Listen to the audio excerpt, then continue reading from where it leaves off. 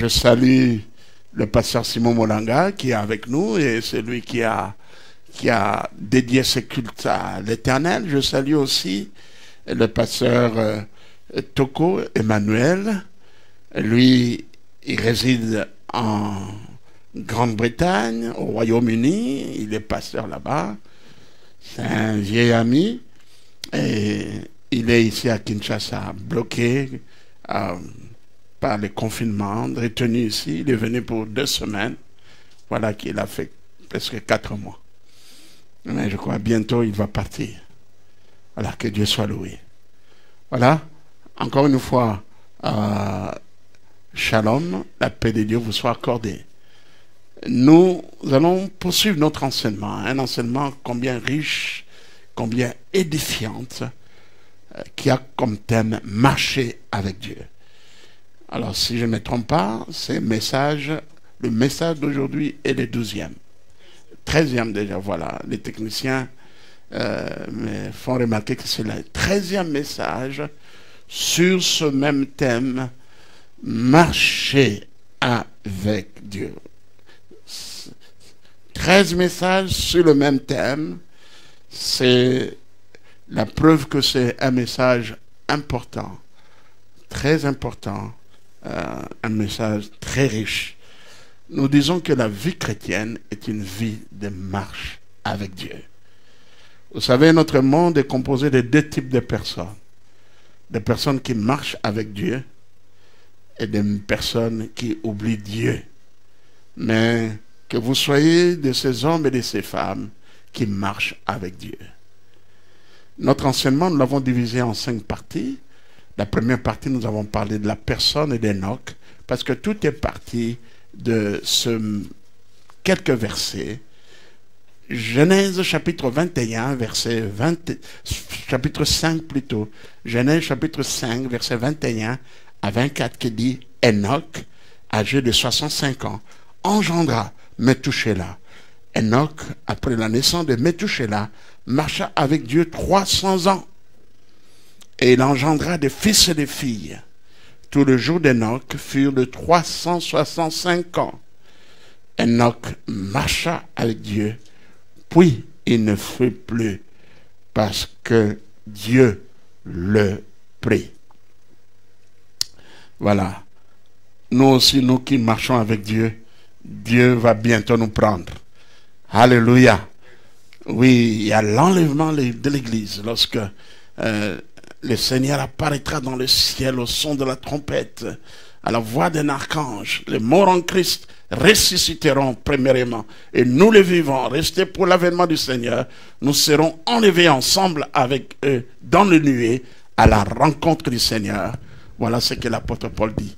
Oui, les personnes qui seront enlevées sont ceux qui marchent avec Dieu. Ceux qui marchent avec Dieu. Nous avons 2 préfigurations de l'enlèvement. Nous avons, bien sûr, il y a la personne d'Enoch et aussi la personne d'Élie. On peut ajouter aussi, Jésus-Christ fut enlevé au ciel. Il est monté au ciel. Merci Seigneur. Voilà. Dans notre premier point, nous avons parlé de la personne d'Enoch. Et notre deuxième point, nous avons parlé de la signification de l'expression marcher avec Dieu. Et nous avons dit que marcher avec Dieu, c'est le placer au devant de nous pour que nous puissions agir en permanence sous son regard. C'est aborder chaque journée avec le désir de la vivre réellement avec lui. C'est rechercher sa pensée, ne pas quitter sa main paternelle, c'est-à-dire les contacts avec lui. Donc, marcher avec Dieu, c'est entretenir une relation vraie avec Dieu dans toutes les circonstances de la vie, de notre vie et dans nos relations de chaque jour. C'est ça, marcher avec Dieu. Nous tenons compte de Dieu. Quelle est la volonté de Dieu? Est-ce que je peux faire ceci? Et nous faisons ce que sa parole dit. Et nous nous éloignons de tout ce que la parole de Dieu nous dit de ne pas faire. Alléluia. C'est ça, marcher pour Dieu. Voilà pourquoi Jacques nous dit, Ne vous bornez pas à écouter la parole, mais mettez-la en pratique. Amen.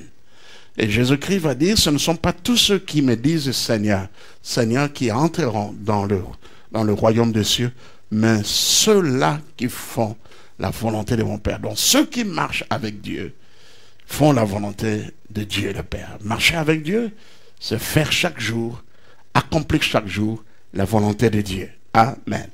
Après, nous avons vu les conditions pour marcher avec Dieu. Nous avons parlé de la réconciliation, nous avons parlé de la consécration, nous avons parlé de la sanctification, nous avons parlé de la foi, il faut marcher dans la foi. Nous avons parlé de l'obéissance à la parole de Dieu, nous avons parlé de l'humilité, nous avons parlé de marcher dans l'amour, nous avons parlé de marcher selon la parole de Dieu. Et voilà les raisons que nous avons avancées pour marcher avec Dieu. Et notre quatrième point, c'était les obstacles dans la marche avec Dieu. Et nous avons cité deux grands obstacles qui sont d'abord le péché et l'orgueil. Le péché et l'orgueil. Nous sommes à notre cinquième point qui est les bénédictions qui accompagnent ceux qui marchent avec Dieu. Nous avons déjà vu la première bénédiction qui est la communion. La deuxième, c'est la direction divine. Dieu dirige les pas de ceux qui marchent avec Dieu. Du reste, l'expression marcher avec Dieu exprime très bien que celui qui marche avec Dieu, il est dirigé par Dieu. Amen. Il est dirigé par Dieu. Nous avons parlé de la protection divine. Ceux qui marchent avec Dieu sont protégés par Dieu. Dieu ne peut pas laisser ses enfants à la portée de l'ennemi, des méchants. Dieu le protège. Et nous avons parlé de la victoire face à l'adversité. Nous avons parlé du soutien divin ou du renouvellement de la force. Et là, nous avons lu les livres d'Ésaïe qui nous dit que ceux qui se confient en l'Éternel renouvellent leur force. Et nous avons aussi dit que Dieu pourvoit à leurs besoins. Il ne refuse aucun bien à ceux qui marchent dans l'intégrité. David dit, j'ai été jeune et je vieillis, je n'ai jamais vu le juste abandonné, ni sa postérité mendiant le pain. Et septième bénédiction, c'est ce que nous avons vu les dimanches passés, le succès. Le succès. Eh bien, nous avons défini ce qu'était le succès. Et nous avons parlé de David. Et la Bible nous dit que David réussissait dans toutes ses entreprises, car l'Éternel était avec lui. La présence de Dieu dans la vie de quelqu'un assure le succès. Quand Dieu est dans la vie de quelqu'un, et cet homme-là a le succès.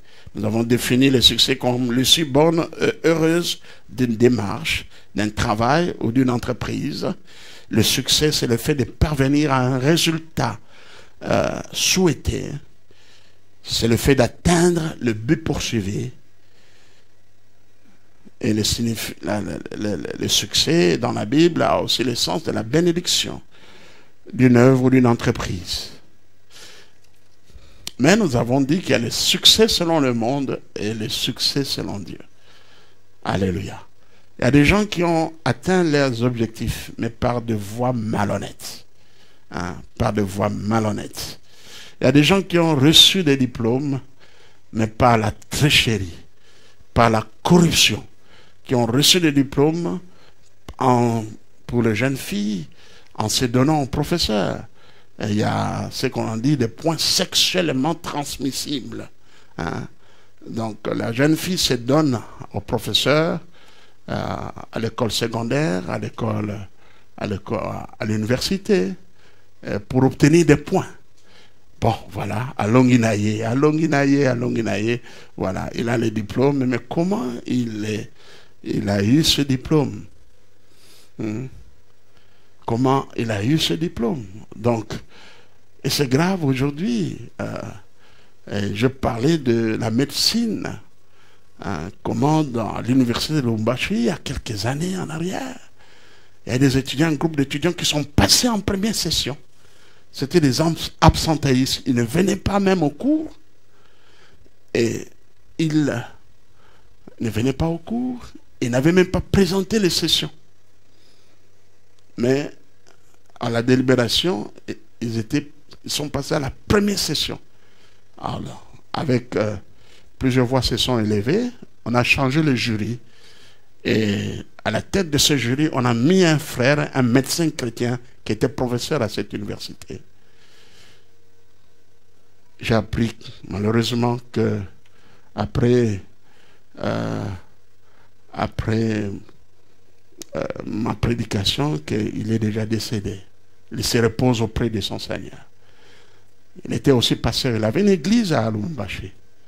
Ceux qui sont à Lubumbashi, ou bien ceux qui étaient étudiants à l'époque, les connaissent bien. Il est décédé et il m'avait bien reçu lors de mon séjour à Lubumbashi. Et quand il est mort, j'étais en voyage à Nairobi. Je n'ai pas su. Et c'est lui qui m'a livré ses secrets.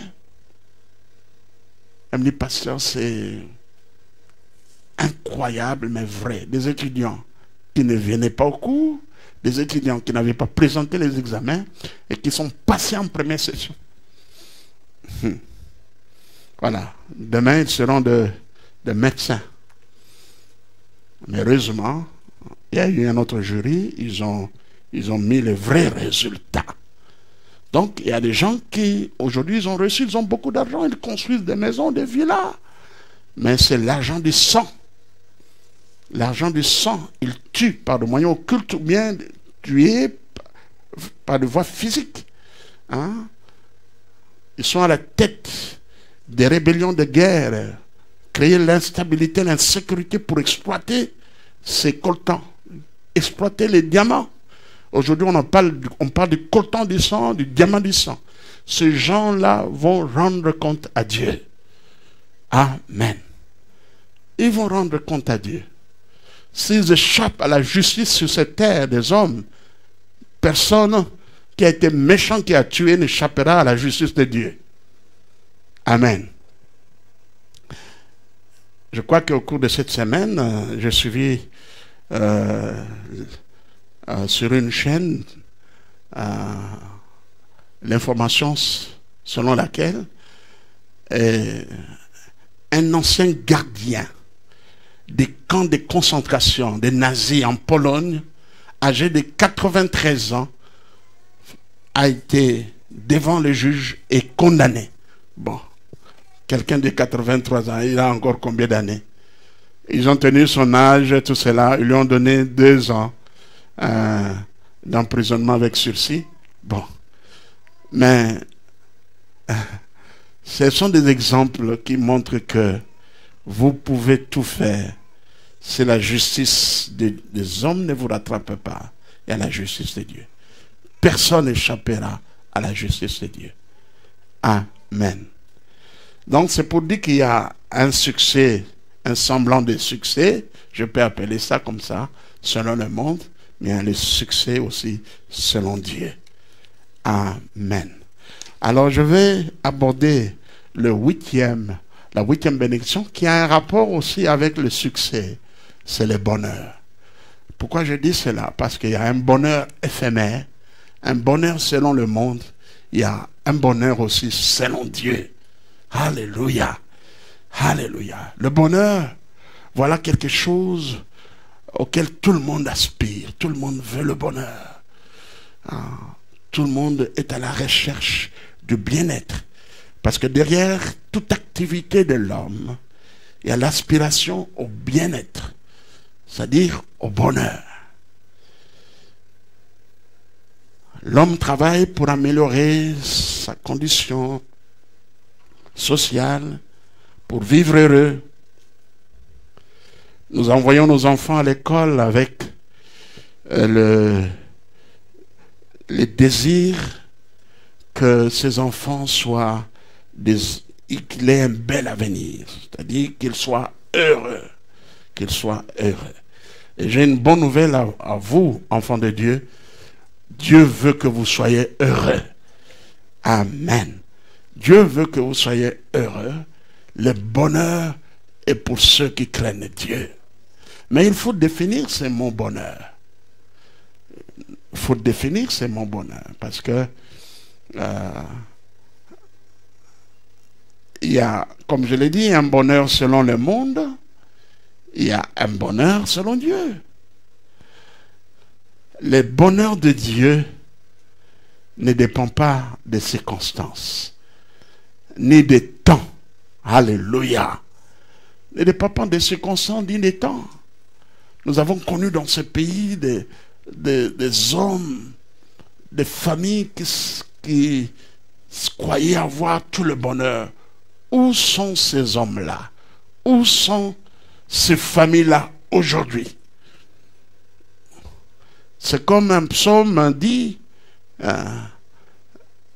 j'ai regardé là où étaient les méchants, je ne le vois plus. Alléluia. Alléluia. Vous savez, il y a un psaume magnifique que j'aime, le psaume 73 ou 73, le psaume d'Asaph. Ces psaumes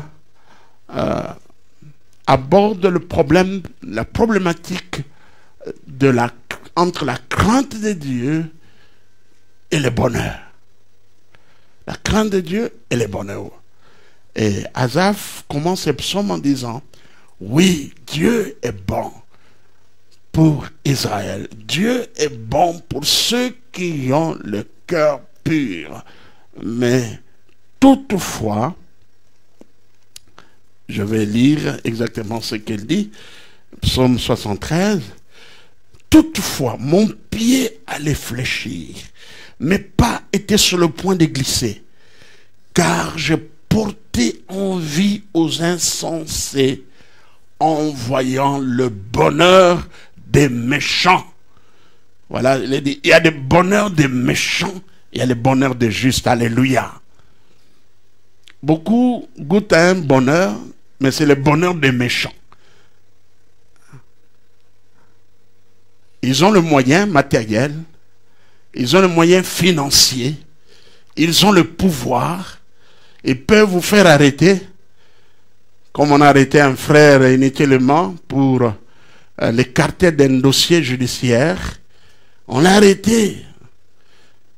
Il a été incarcéré plus de 8 mois, sans être, pas dans notre prison à Makala, mais quelque part. 8 mois, sans être entendu, tout simplement parce que c'était un témoin gênant dans une affaire. Donc il y a des gens qui ont le pouvoir, on a au Kangayo, hein, je vais vous faire arrêter. Et vous arrêtez aussi. Ils ont ce pouvoir. Ça c'est le bonheur des méchants. Mais il y a le bonheur des justes. Alléluia. Peuple de Dieu, il y a un bonheur pour les justes. Voilà pourquoi dans le psaume 23, David dit, oui, le bonheur et la grâce m'accompagneront tous les jours de ma vie. Voilà, nous allons lire quelques passages de la Bible où nous trouvons le bonheur. Psaume 23, verset 6. David termine ce psaume en disant, oui, le bonheur et la grâce m'accompagneront tous les jours de ma vie et j'habiterai dans la maison de l'Éternel jusqu'à la fin de mes jours. Nous pouvons prendre aussi Ecclésiaste, chapitre 8, verset 12 à 13. Ecclésiaste, chapitre 8, verset 12 à 13. Cependant, quoique le pécheur fasse 100 fois le mal et qu'il y persévère longtemps, je sais aussi que le bonheur est pour ceux qui craignent Dieu, parce qu'ils ont de la crainte devant Dieu. Mais le bonheur n'est pas pour le méchant. Il ne prolongera point ce jour, pas plus que l'ombre, parce qu'il n'a pas de la crainte devant Dieu. Amen. Alléluia. Donc la Bible déclare, soulignez cela, peuple de Dieu. La Bible dit que le bonheur n'est pas pour le méchant. Le bonheur n'est pas pour le méchant. Vous qui êtes méchant, écoutez cette parole. La Bible dit que le bonheur n'est pas pour vous. Vous qui tuez, vous qui opprimez, ce n'est pas le bonheur Quand bien même vous avez beaucoup d'argent, vous avez le pouvoir, mais ce que vous vivez là, ce n'est pas le vrai bonheur. Ce bonheur éphémère, c'est comme de la fumée. Il va disparaître comme de la fumée. Alléluia. Merci Seigneur. Il y a aussi Deutéronome chapitre 30, verset 9.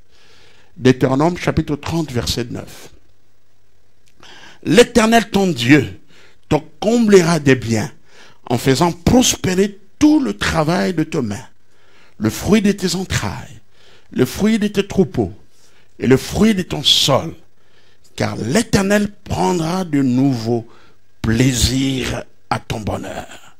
Car l'Éternel prendra de nouveau plaisir à ton bonheur, car comme il prenait plaisir à celui de tes pères.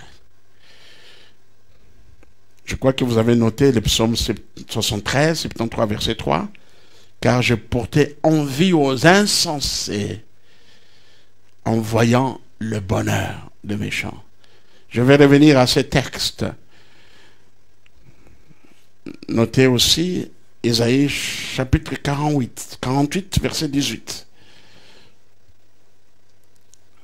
Oh, si tu étais attentif à mes commandements, ton bien-être serait comme un fleuve et ton bonheur comme le flot de la mer. Alléluia. Comme le flot de la mer. Nous revenons à ce psaume 73. Asaph commence par dire, oui, Dieu est bon. Oui, Dieu est bon. En fait, c'est un style, si vous voulez, hébraïque, de commencer parfois par la conclusion. Nous, parfois, dans notre culture, nous disons ça aussi. Voilà, je peux dire, ah, vraiment, Dieu m'a sauvé. Ou bien Nabiki. Oh, les gens vont demander, au Biki Nanine. Quelqu'un peut commencer, ah, vraiment, Nabiki. Nzamba Zamunene. Oui, j'ai été épargné. Dieu est grand. Alors, quand quelqu'un vous dit ça, vous êtes dans le suspense, vous êtes, mais on t'a épargné, tu as été épargné de quoi? Et pourquoi tu dis que Dieu est grand? Alors, Asaph commence par une sorte de conclusion. Oui, Dieu est bon pour Israël.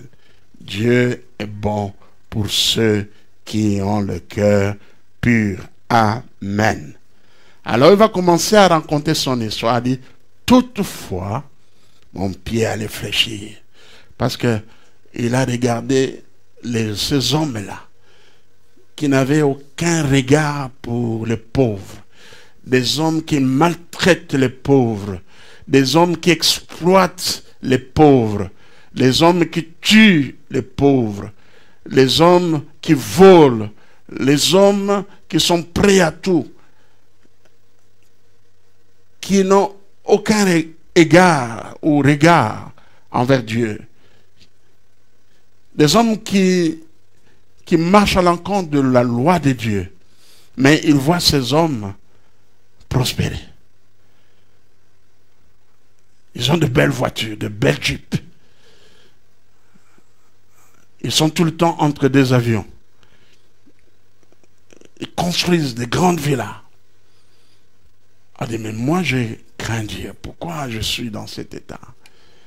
Et Asaph est arrivé sur le point d'abandonner la foi. Il dit, d'abandonner la foi, de trahir la race des enfants de Dieu. Et au verset 13, il dit cela, c'est donc en vain que je purifiais mon cœur et que je lavais mes mains dans l'innocence. Chaque jour, je suis frappé. Tout le matin, mon châtiment est là. Si je disais, je vais parler comme eux, voici, je trahirai la race de tes enfants. Quand j'ai réfléchi là-dessus pour m'éclairer, La difficulté fut grande à mes yeux. Alléluia. Vous savez, il y a certaines réponses qui peuvent... Certains problèmes, seulement en tant qu'homme, en réfléchissant, en cherchant à trouver une réponse en tant qu'humain, nous ne parviendrons pas, nous serons troublés. Il y a un lieu où nous pouvons avoir les réponses à nos problèmes. Et ce lieu-là, c'est le sanctuaire. Ce lieu-là, c'est entrer dans la présence de Dieu. Amen. Il a dit, la difficulté fut grande à mes yeux, jusqu'à ce que je pris garde, jusqu'à ce que, quand j'ai réfléchi là-dessus pour m'éclairer, la difficulté fut grande à mes yeux, jusqu'à ce que j'eusse pénétré dans le sanctuaire de Dieu et que j'eusse pris garde au sort final des méchants. Alléluia. Ce n'est pas en tournant sur votre problème que vous aurez la réponse. Vous aurez la réponse en entrant dans la présence de Dieu. La Bible dit, invoque-moi et je te répondrai. Je t'annoncerai des grandes choses, des choses cachées que tu ne connais pas. Amen. Le bonheur est pour ceux qui craignent Dieu. Alléluia. Le bonheur, ce n'est pas pour le méchant. Vous savez que ce psaume a une relation très directe avec le psaume 37. J'aime dire qu'il faut renverser seulement les chiffres. Vous avez 73, 37. Et ici, David aborde dans Asaph, 73, c'est le psaume d'Asaph. Et dans le psaume 37, c'est le psaume de David. Et il parle aussi des méchants. Il parle aussi des méchants. 37, verset 16. Et même avant d'aller loin, j'aime ce que David dit au verset 5. Recommande ton sort à l'Éternel. Mets en lui ta confiance et il agira. Il fera paître ta justice comme la lumière et ton droit comme le soleil à son midi. Garde le silence devant l'Éternel et espère en lui. Ne t'irrite pas contre celui qui réussit dans ses voies, comme l'homme qui vient à bout de ses mauvais desseins. Laisse la colère, abandonne la fureur. Ne t'irrite pas, ce serait mal fait. Car, verset 9, car les méchants seront retranchés et ceux qui espèrent en l'Éternel posséderont le pays. Encore un peu de temps et le méchant n'est plus. Tu regardes les lieux où il était et il a disparu. Quelqu'un peut dire Amen. Alors frère, mon frère, n'enviez pas les méchants. Ne les enviez pas et ne les enviez plus. Merci Seigneur. Voilà pourquoi au verset 7, David dit, mieux vaut le peu de juste que l'abondance de beaucoup de méchants. Car les bras des méchants seront brisés, mais l'Éternel soutient les justes. Alléluia. Alléluia. L'Éternel soutient les justes. Voilà. Merci Seigneur. Et nous pouvons tirer la leçon de l'histoire. Nous avons eu des hommes qui ont fait la loi dans ce pays. Où est-ce qu'ils sont encore? Plusieurs parmi eux sont en exil. Plusieurs parmi eux sont en exil. Ils ont perdu toutes leurs richesses.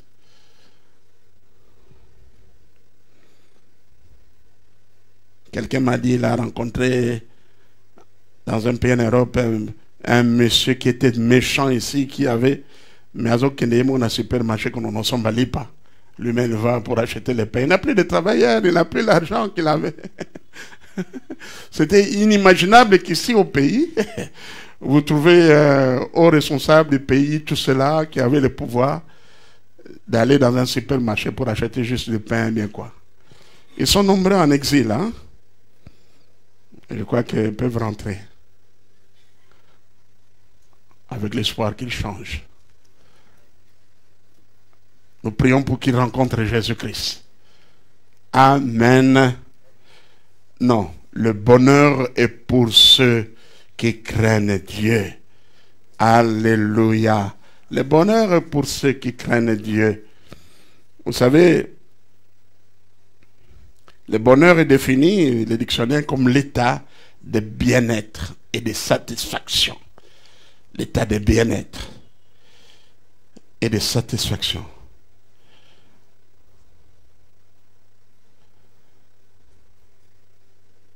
Un état de bien-être et de satisfaction. Et j'aime, ça c'est d'une manière générale, hein, de bien-être et de satisfaction. Mais le bonheur que Dieu donne va au-delà de cela. Le bonheur de Dieu, c'est cet état de satisfaction, de paix, de joie qui accompagne l'homme en tout temps et en toutes circonstances. Alléluia. Qui accompagne l'homme en tout temps et en toutes circonstances. Les paramètres peuvent être rouges. Les choses peuvent ne pas marcher. Mais on a la paix. On a la paix qui vient de Dieu. Notez bien les éléments que j'ai mis dans cette définition. C'est l'état de bien-être. C'est l'état de satisfaction, de bien-être, de paix, de joie qui accompagne l'homme en tout temps et en toutes circonstances. Il y a le bonheur éphémère et circonstanciel. Lorsqu'on a l'argent, le monde la vie est belle parce qu'on a l'argent. Lorsque tout ne marche pas, voilà, le bonheur disparaît comme la fumée. Ce n'est pas ça le bonheur. Écoutez ce que l'apôtre Paul dit dans Philippiens chapitre 4, versets 11 à 12. Philippiens chapitre 4, versets 11 à 12. J'ai appris à être content de l'état où je me trouve. Je sais vivre dans l'abondance. Je sais vivre je sais vivre dans l'abondance. Et je sais vivre dans l'humiliation. Je reprends. J'ai appris à être content de l'état où je me trouve. Je sais vivre dans l'humiliation et je sais vivre dans l'abondance. En tout et partout, j'ai appris à être rassasié et à avoir faim, à être dans l'abondance et à être dans la disette. Alléluia! Alléluia! Soulignez bien, peuple de Dieu, cette magnifique parole. Et à des moments où tout marche bien, nous disons Alléluia. Même quand tout ne marche pas bien, nous disons Alléluia. Alléluia. L'apôtre Paul s'est trouvé en prison. Lorsqu'il écrit sa lettre aux Philippiens, il leur dit, réjouissez-vous dans le Seigneur. Je le répète, réjouissez-vous. Donc les circonstances ne viennent pas enlever notre paix et notre joie. Bien sûr, il y a des affaires qui peuvent venir nous troubler, mais nous ne perdons pas notre joie, nous ne perdons pas notre bonheur en Dieu. Oui, le bonheur, c'est l'état de satisfaction, de bien-être, de paix intérieure, de joie réelle. Pendant le moment d'abondance, tout comme pendant le moment de manquement. Une conséquence d'une vie de confiance et de foi en Dieu. Alléluia. Une conséquence d'une vie de foi en Dieu. J'aimerais vous donner comment un grand homme de Dieu a défini ce qu'est le bonheur. Ce qu'un grand homme de Dieu a défini le bonheur. Et je vais citer Billy Graham, elle a écrit un livre intéressant, Le secret du bonheur. Et laisse-moi vous dire que le sermon sur la montagne, dans la partie appelée les béatitudes, eh bien, les béatitudes, ou l'enseignement du Seigneur, appelé les béatitudes, nous livre les secrets même du bonheur. Amen. Ce que le Seigneur dit. Et les béatitudes, c'est la partie de la Bible, du sermon sur la montagne qui commence « Heureux et heureux celui qui a le cœur pur. » Et heureux celui, eh bien, qui a faim et soif de la justice. Je vais lire cela. Matthieu chapitre 5, à partir du verset 1er. Voyant la foule, Jésus monta sur la montagne et après qu'il se se fut assis, ses disciples s'approchèrent de lui. Puis, ayant ouvert la bouche, il les enseigna et dit, « Heureux les pauvres en esprit, car le royaume des cieux est à eux. Heureux les affligés, car ils seront consolés. Heureux les débonneurs, car ils hériteront la terre. Heureux ceux qui ont faim et soif de la justice, car ils seront rassasiés. Heureux les miséricordieux, car ils obtiendront miséricorde. Heureux ceux qui ont le cœur pur, car ils verront Dieu. Heureux ceux qui procurent la paix, car ils seront appelés fils de Dieu. Heureux ceux qui sont persécutés pour la justice, car le royaume des cieux est à eux. Heureux serez-vous lorsqu'on vous outragera, qu'on vous persécutera, et qu'on dira faussement de vous toutes sortes de mal à cause de moi. Réjouissez-vous et soyez dans l'allégresse, parce que votre récompense sera grande dans les cieux, car c'est ainsi qu'on a persécuté les prophètes qui ont été avant vous. Je viens donc de lire dans Matthieu chapitre 5, verset 1er au verset 12e. Et plusieurs auteurs chrétiens ont exploité cette partie de béatitude. Ils sont unanimes pour dire que c'est ça le secret du bonheur. Alléluia. C'est ça le bonheur. Le secret du bonheur. Je disais, je voulais donner une définition que je trouve intéressante de Billy Graham sur le bonheur. C'est que le bonheur est. Alors cet homme de Dieu dit ceci. Le bonheur, c'est l'état de paix et de joie intérieure qui survit à toutes les circonstances. L'état de paix et de joie intérieure qui survit à toutes les circonstances. Comme je l'ai dit, il y a deux sortes de bonheur. La première est celle que nous ressentons quand les circonstances que nous vivons est plaisante, est favorable, quand tout marche bien. Alléluia, la vie est belle. La vie est belle. Et que nous sommes... Et quand il n'y a pas d'ennui, quand il n'y a pas de problème, tout marche comme sur des roulettes. Alléluia. Il y a même des chrétiens qui ne sont pas prêts à dire Alléluia. Quand tout marche pas très bien. Mais apprenons à dire Alléluia, même tout va mal. Car la Bible nous dit, rendons grâce à Dieu en toutes circonstances. Alléluia. Alors cet homme de Dieu continue de dire, le problème est que ce bonheur, le bonheur éphémère, les méchants, est passager, est superficiel. Quand les circonstances changent, ce bonheur s'évapore comme la brume matinale fond à la chaleur du soleil. Et même quand les circonstances extérieures paraissent idéales, nous pouvons être tourmentés à l'intérieur de nous-mêmes par une faim et un désir lancinant pour quelque chose que nous n'arrivons pas à identifier. Nous disons que nous sommes heureux, mais tout au fond de nous-mêmes, nous savons que ce bonheur n'est que temporaire et superficiel.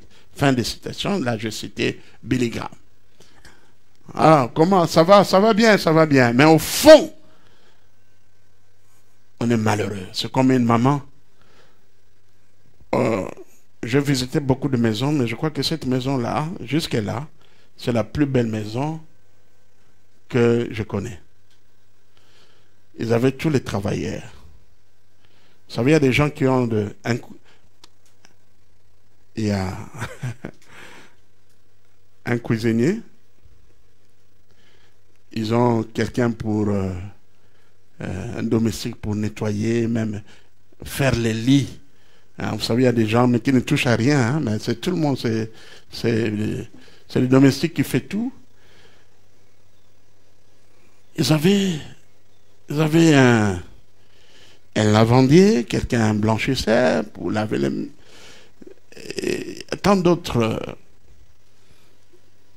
travailleurs. Mais le jour où cette maman a ouvert son cœur, parce que j'étais attaché à cette famille, il me prenait pour un fils.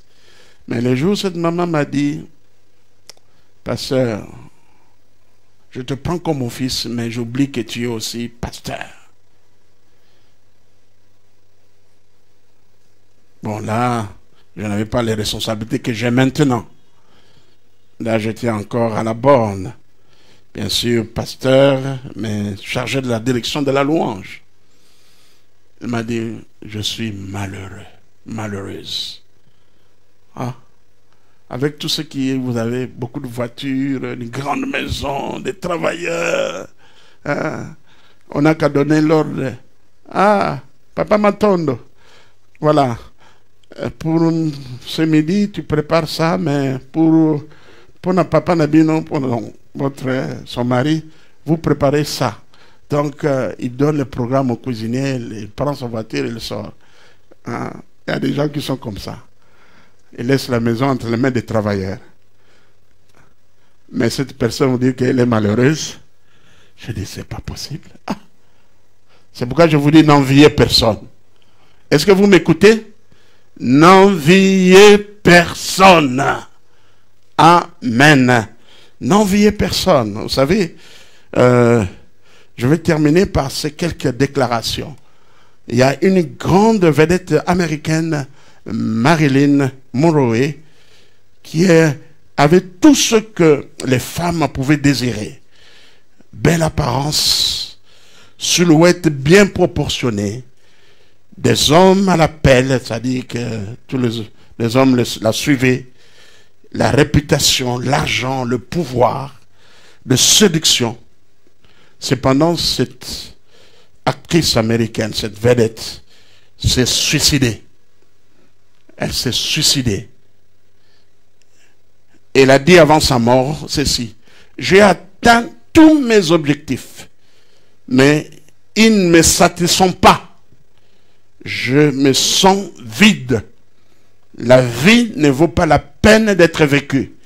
Il n'y a rien d'autre à essayer. J'ai tout essayé. Rien ne me soulage de cette douleur profonde au-dedans de moi. La mort est maintenant le seul soulagement possible. Voilà, avant qu'elle puisse se suicider, voilà son testament, triste testament.